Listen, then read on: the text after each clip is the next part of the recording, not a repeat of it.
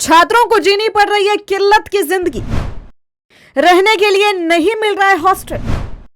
लोक निर्माण विभाग और महाराष्ट्र समाज कल्याण के द्वारा बन रहे छात्रावास में पिछले कई दिनों से देरी हो रही है और छात्रावास के निर्माण में हो रही देरी की वजह से ही छात्रों में काफी ज्यादा आक्रोश है। पिछड़े वर्ग के छात्रों ने चेंबूर में अनिश्चितकालीन धरना प्रदर्शन कर दिया है और इसी का जायजा हमारे मेट्रो मुंबई के सीनियर रिपोर्टर विनोद कांबले ने लिया।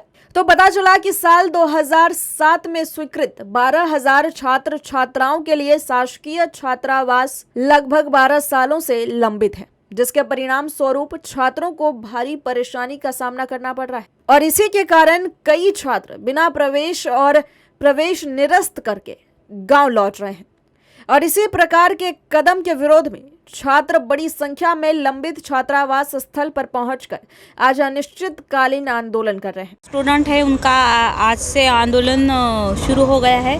इसके पहले भी उनको स्टूडेंट्स ने ये बात हम तक पहुंचाई थी कि ये जो हॉस्टल है चालू करना था, पर इसमें जो सार्वजनिक बांधकाम विभाग है, जो हॉस्टल्स है उनके अंतर्गत इसका कंस्ट्रक्शन चल रहा है। उन्होंने अभी तक यह वसतिगृह कंप्लीट नहीं किया है, इसलिए वो जब तक हमें ये कंप्लीट करके हमारे पे देंगे नहीं तो हमें उसके सिवाय वो चालू करते नहीं आएगा। तो पीडब्ल्यूडी के अंतर्गत यह बात आती है कि वो ये वसतिगृह कंप्लीट करके हमें हैंड ओवर करें।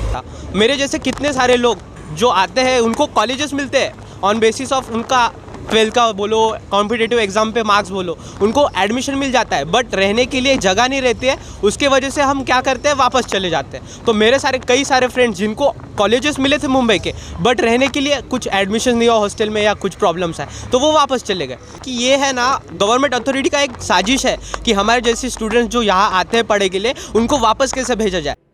12,000 छात्रों के लिए एक छात्रावास तत्काल शुरू किया जाना चाहिए। छात्रावास का नाम माता रमई के नाम पर रखा जाना चाहिए और उनकी 125वीं जयंती के अवसर पर खोला जाना चाहिए।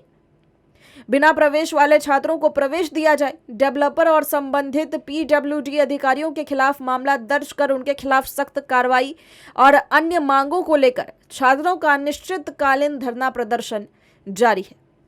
बट अभी हम इसलिए धरना करके बैठे कि हमें कल से जो रमाबाई का हॉस्टल है वो कल से शुरू होना चाहिए और हमें एडमिशन मिलना चाहिए, क्योंकि बहुत दिनों से हम लोग ट्राई कर रहे कि एडमिशन होना चाहिए बट नहीं हो रहा था। बहुत तकलीफ, मेरी जैसी बहुत सारी लड़कियां जो जिसको एडमिशन नहीं मिला अभी। मैं यही दरख्वास्त करूंगा कि हम लोग अभी धरने पे बैठे, जब तक हम लोग की मांगें पूरी नहीं होती हम लोग यहाँ से नहीं उठेंगे।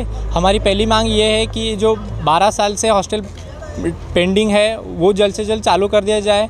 कल 7 फरवरी को जो गर्ल्स के लिए हॉस्टल रेडी है वो हमें दिया जाए और उसमें गर्ल्स का एडमिशन हो जाए।